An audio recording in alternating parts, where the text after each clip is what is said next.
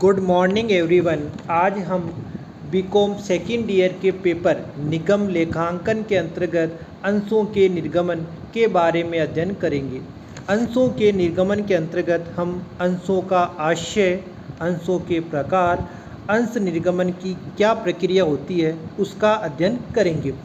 सबसे पहले हम अंश क्या होते हैं उसे समझेंगे। अंश से आशय कंपनी की पूंजी जिन छोटे छोटे टुकड़ों में विभाजित होती है वे अंश कहलाते हैं। अंशों के धारक को अंशधारी कहा जाता है। अंशधारी कंपनी का आंशिक स्वामी होता है। अंशधारी कंपनी के अंतर नियमों के अनुसार अपने अंशों को अन्य व्यक्तियों को हस्तांतरित भी कर सकता है। अंशों के प्रकार।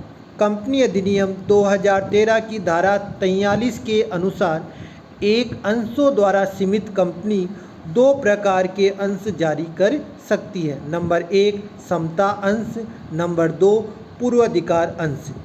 नंबर 1 समता अंश। समता अंशों को साधारण अंश या इक्विटी शेयर भी कहते हैं। समता अंशों से आशय कंपनी के उन अंशों से है जो पूर्वाधिकार अंश नहीं है। इन अंशों पर लाभांश की दर पूर्व निश्चित नहीं होती तथा कंपनी के समापन की दशा में समता अंशधारियों को पूंजी का भुगतान पूर्वाधिकार अंशधारियों को भुगतान के पश्चात शेष बची हुई राशि के अनुसार दिया जाता है। इन्हें सामान्यतः मताधिकार प्राप्त होता है। नंबर 2 पूर्वाधिकार। पूर्वाधिकार अंशों को अधिमान अंश या प्रीफरेंस शेयर भी कहते हैं। पूर्वाधिकार अंशों से आशय उन अंशों से है जिन्हें कंपनी अधिनियमों के अनुसार निश्चित दर से समता अंशधारियों के पहले लाभांश पाने का एवं कंपनी के समापन की दशा में प्रदत्त पूंजी वापस प्राप्त करने का अधिकार होता है। पूर्वाधिकार अंशधारकों को सामान्यतः मताधिकार प्राप्त नहीं होता। अंश निर्गमन प्रक्रिया। एक सार्वजनिक कंपनी समामेलन का प्रमाण पत्र प्राप्त हो जाने के पश्चात पूंजी एकत्रित करने की कार्यवाही प्रारंभ करती है जिसमें अंश पूंजी प्रमुख है। एक सार्वजनिक कंपनी को जनता में अंश निर्गमन हेतु निम्न प्रक्रिया को अपनाना होता है जो इस प्रकार है। नंबर 1 प्रविवरण जारी करना। प्रविवरण से आशय ऐसे लिखित परिपत्र से है जिसमें कंपनी के संबंध में पूरी जानकारी देते हुए जनता को कंपनी के अंश खरीदने के लिए आमंत्रित तथा प्रेरित किया जाता है, जिसकी एक प्रति कंपनियों के रजिस्ट्रार को प्रस्तुत करनी होती है। नंबर 2 आवेदन पत्र प्राप्त करना। कंपनी के प्रविवरण में जारी सूचनाओं के अनुसार आवेदकों को अपने आवेदन पत्र निर्धारित आवेदन राशि सहित कंपनी के निर्धारित बैंक में जमा कराने होते हैं। सेबी के निर्देशानुसार आवेदन राशि निर्गमित मूल्य के 25% से कम नहीं होनी चाहिए। नंबर 3 अंशों का आवंटन। अंशों के आवंटन के लिए कंपनी के संचालक मंडल की सभा में एक प्रस्ताव पारित किया जाता है।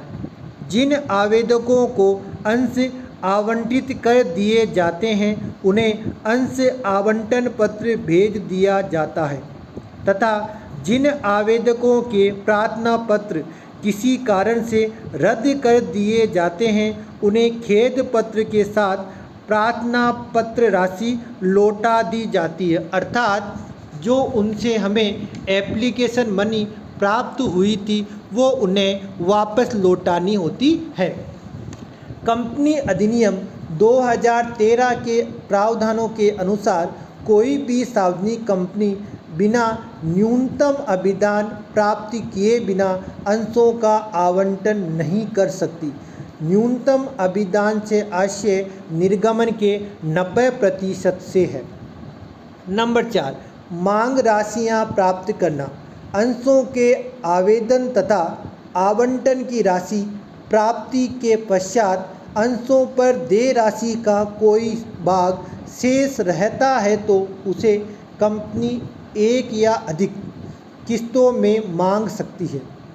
ऐसी प्रत्येक किस्त को अंशों पर मांग कॉल ऑन शेयर कहा जाता है तथा प्रत्येक मांग की रकम को मांग राशि कॉल मनी कहते हैं। एक से अधिक किस्त होने पर इन किस्तों को क्रमशः प्रथम मांग first call, second call, third call आदि कहा जाता है। सबसे अंतिम किस्त को अंतिम मांग फाइनल कॉल कहते हैं। प्रत्येक मांग करने के लिए संचालक मंडल को एक प्रस्ताव पारित करना पड़ता है तथा अंशधारियों को मांग पत्र भेजने पड़ते हैं। कंपनी के अंतर्नियमों में मांग संबंधी व्यवस्थाएं दी हुई रहती हैं। मांग संबंधी कुछ व्यवस्थाएं प्रमुख हैं जो इस प्रकार हैं। नंबर 1, किसी भी मांग की राशि उस अंश के अंकित मूल्य के 25% से अधिक नहीं होगी। नंबर 2, क्रमशः दो मांगों के मध्य अर्थात फर्स्ट या सेकंड कॉल, सेकंड या थर्ड कॉल के मध्य कम से कम 1 माह का अंतर होना चाहिए। नंबर 3, प्रत्येक अंशधारी को मांग पर देय राशि, समय तथा भुगतान के स्थान की सूचना 14 दिन पूर्व मिलनी चाहिए। इस प्रकार आज हमने अंश क्या होते हैं, अंश कितने प्रकार के होते हैं तथा अंश निर्गमन की क्या प्रक्रिया होती है के बारे में अध्ययन किया। इस व्याख्यान के बाद अगले व्याख्यान में हम अंशों के निर्गमन संबंधी लेखा प्रविष्टियों का अध्ययन करेंगे। धन्यवाद।